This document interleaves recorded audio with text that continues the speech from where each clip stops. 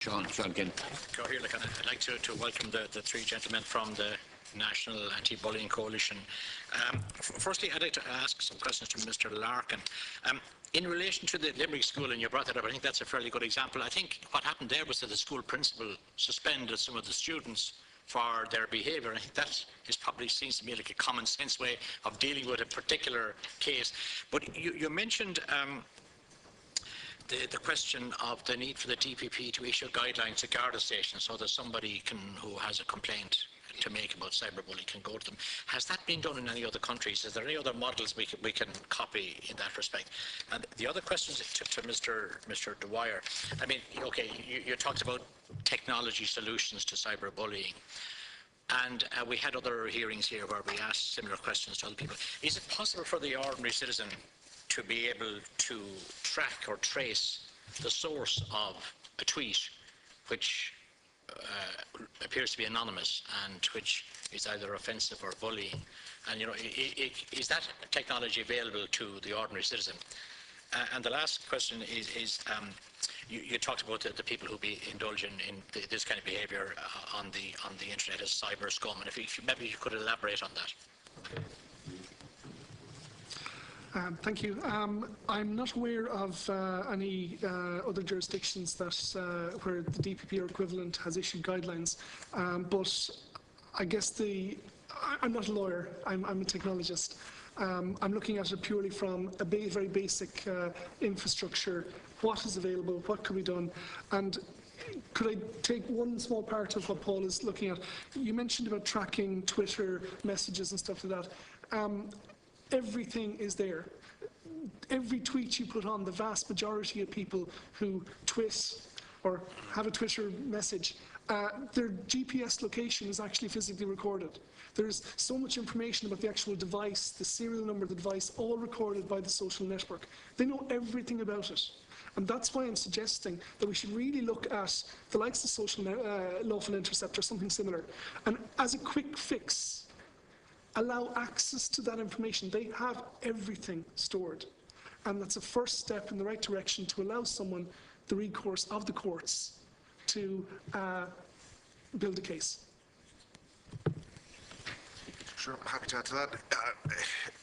Again, as Colin says, in theory you can trace back if somebody has tweeted something and so on.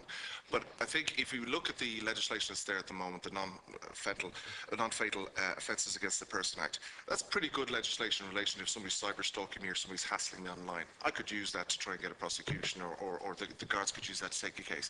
The problem is that the subjectivity comes into this is when somebody goes to law enforcement or guard and says, somebody has put up a voting poll voting my child the whatever child of the class, the tallest, the smallest, the whatever, of the class. Is that a crime or is that an opinion? Right? And it's this subjectivity where the guards don't know where to turn next.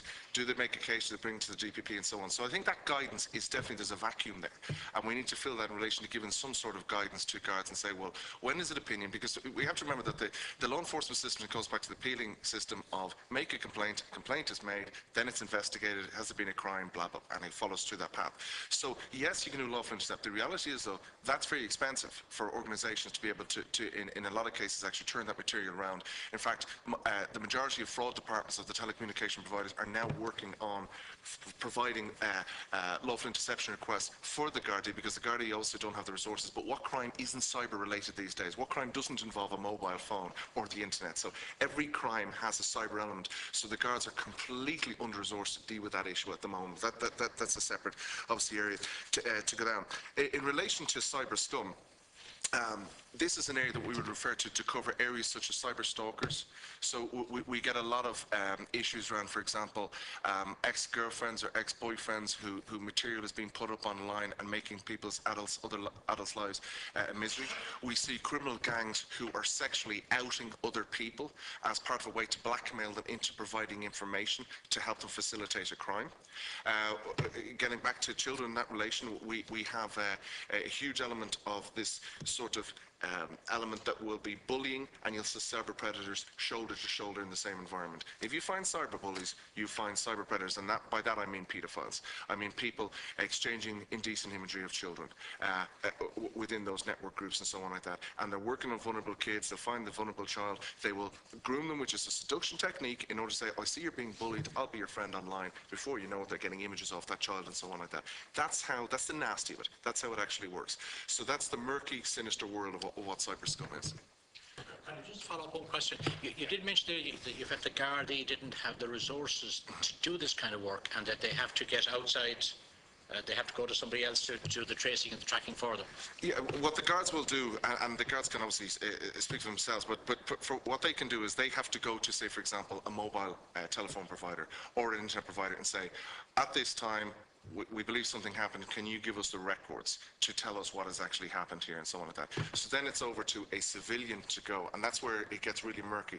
Should civilians be taking that information? What's the privacy issues around that, and so on like that? Or should they have something in place? I mean, and if we look, if we switch back to cyberscum there at the moment is, within Ireland, Interpol has a known database of known child pornography categorized. In the mid-1990s, there was only 4,000 images. There's now over 1 million images, right? In Ireland, in this jurisdiction, you can download that and you will not be blocked from downloading that, okay? You could travel up Northern Ireland, you go to UK, you cannot download it because it is blocked and it cannot be accessed and so on like that, right? But yet we can ban you downloading copyright music or copyright music in this jurisdiction, but we can't block you or stop you downloading known categorized child porn categorized by Interpol. So that in itself is a question of how we're protecting our children online.